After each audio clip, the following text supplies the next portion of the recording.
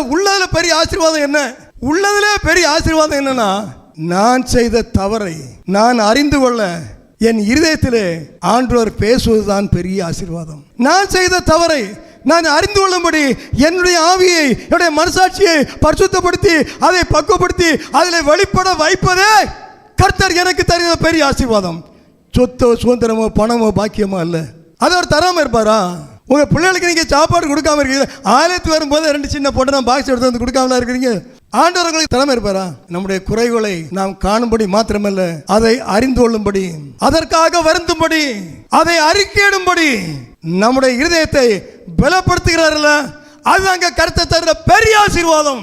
அது உன்னை பாவத்திலிருந்து மீட்கும், அது உன்னை சாபத்திலிருந்து மீட்கும், அது உன்னை பரலோக ராஜ்யத்துக்கு வழிநடத்தும். மனிதன் ஒருவேளை உன்னை வித்தியாசமாக நினைக்கலாம், ஆனால் பரலோகம் உன்னை மேன்மைப்படுத்தும், சந்தேகமே இல்லை. அதுதான் அங்க கிறிஸ்தவ வாழ்க்கை.